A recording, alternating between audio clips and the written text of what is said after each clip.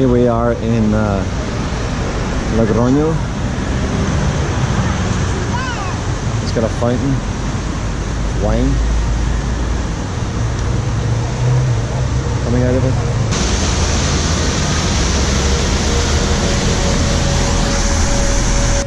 So this is Logroño. It's a Sunday.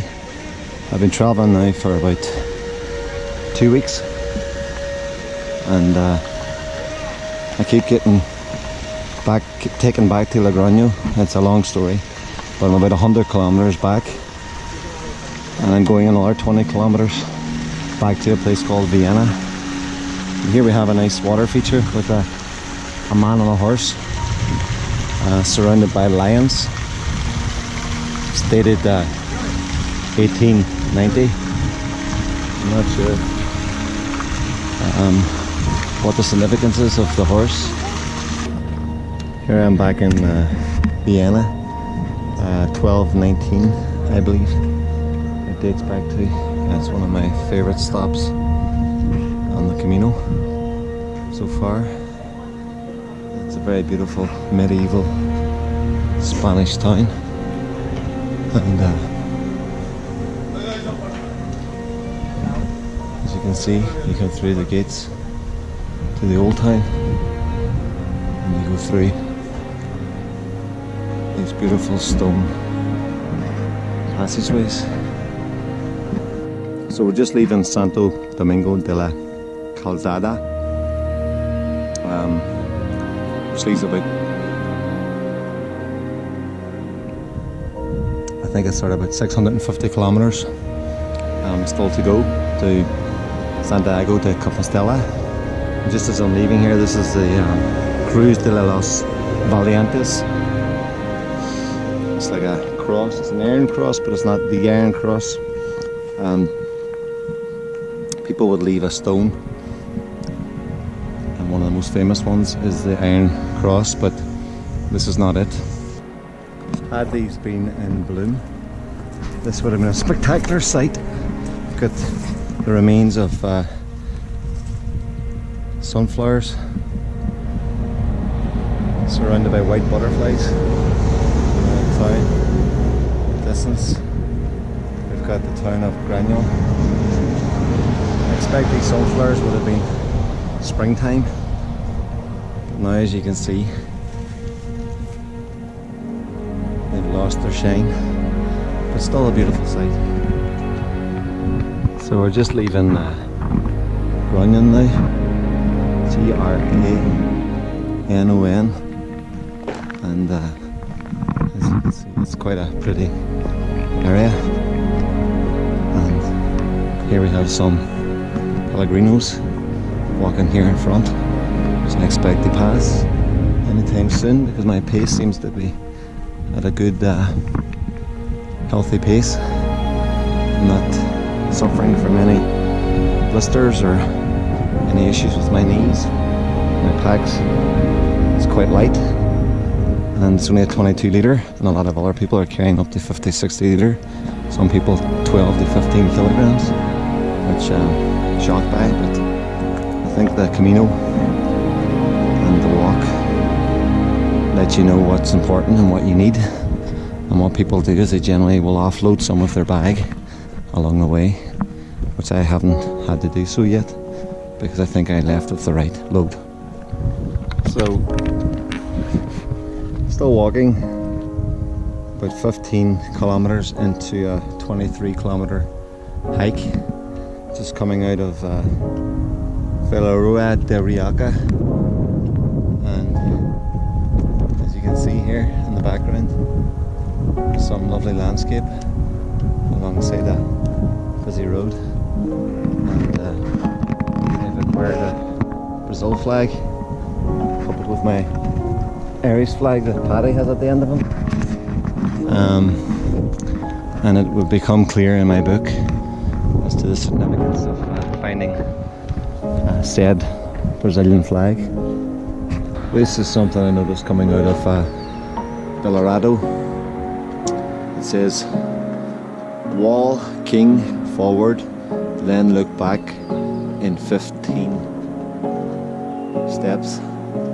So 1, 2, 3, 4, 5, 6, 7, 8, 9, 10, 11, 12, 13, 14, 15. Looking back,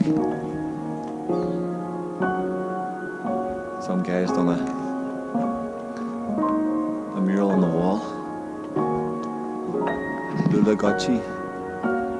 The other side, there's another mural. So it's quite nice. I don't know if you can see that, but we're just leaving now the Bellarado village, and it's represented, as I said earlier, by these yellow lines.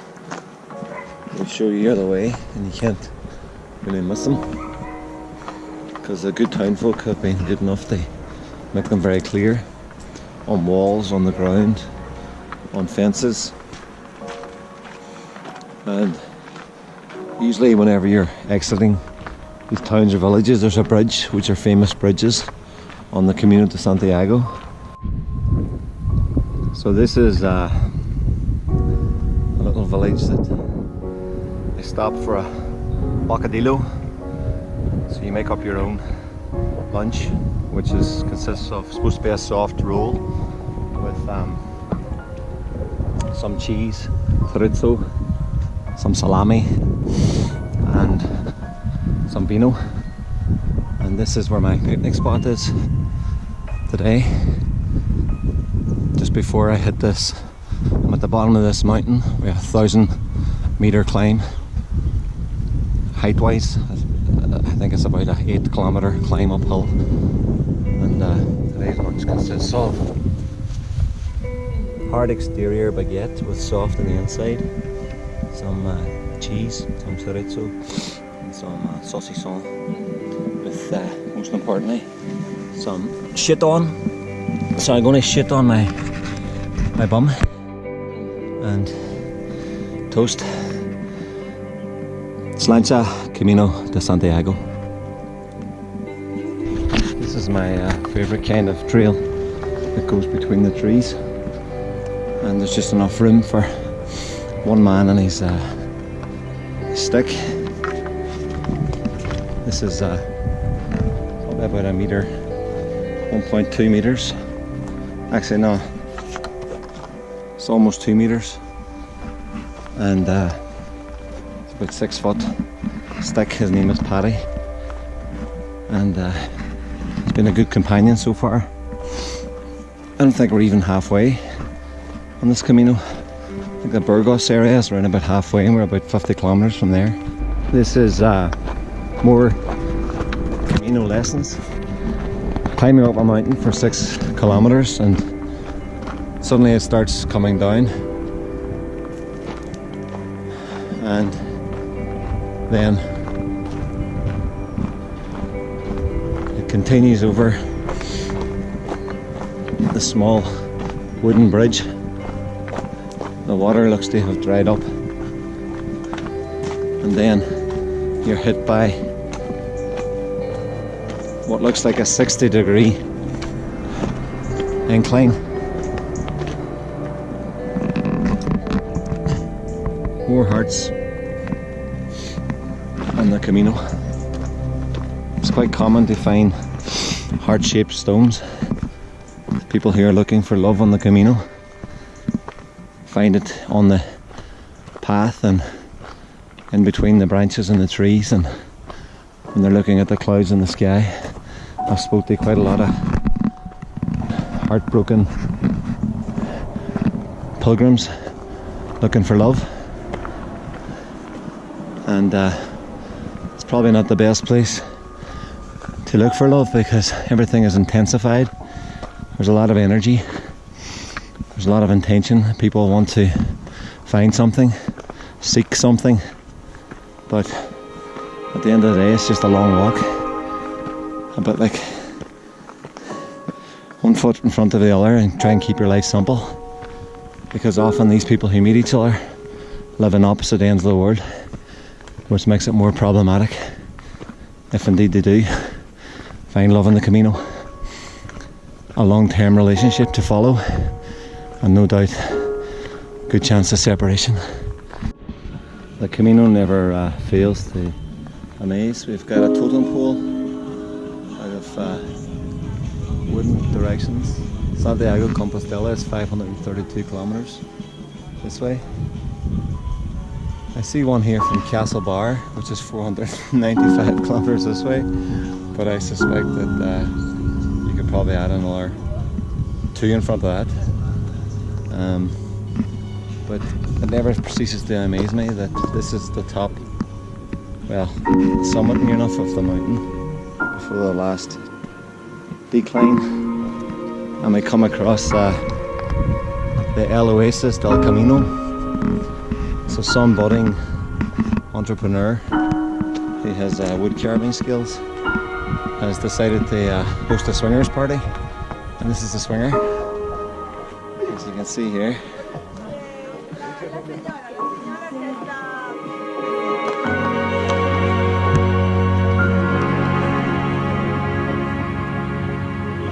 Cool.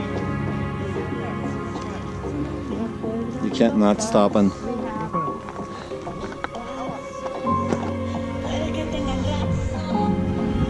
totem pole. Haven't seen any Irish flags here. I might have to put my Irish flag. The end is in sight as we approach our albergue,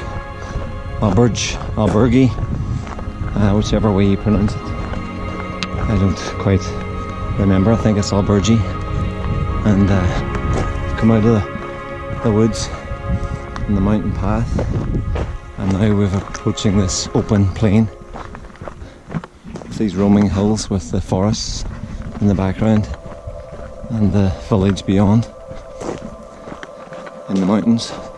So today was a tough enough walk. It was 22 kilometers and left at 8:30. It's now 2:30, so 6 hours, 22k. Stopped 2 or 3 times, 20 minutes for lunch, so not bad going, considering. So just heading off. It's about 5:30 in the morning, so I'm getting an hour and a half ahead of my pilgrim friends. It's got the light of the full moon, and we're walking into Burgos today, which is another 25-kilometer walk. So my hope is that I get there for around about midday, and I believe there's an Irish pub called The Book. So the next time you hear from me, I could be looking at a pint of the black stuff. Speaking of which, I'm going to continue now into the black and white.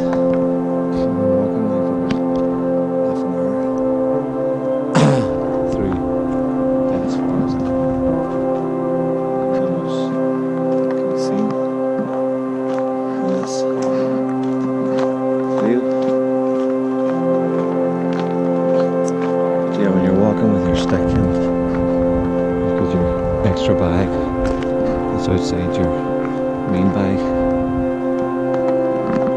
It sways back and forth and gives the impression there's somebody walking behind you. Maybe there is, but I expect they're pilgrims.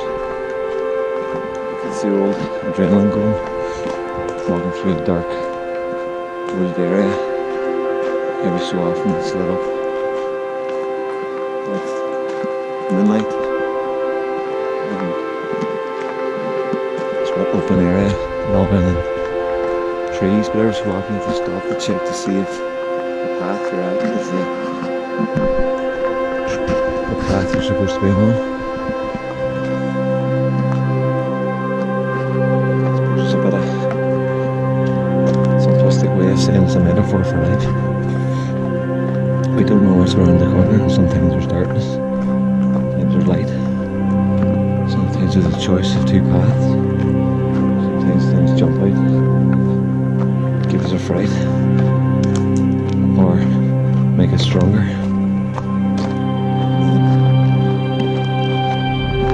We're all on our journey. they say there's two different types of people who do the Camino de Santiago. There's journey people, and there's destination people. And for the most part, I would say I'm a journey person. And anybody else who says otherwise, I think that I probably shouldn't be on the Camino de Santiago.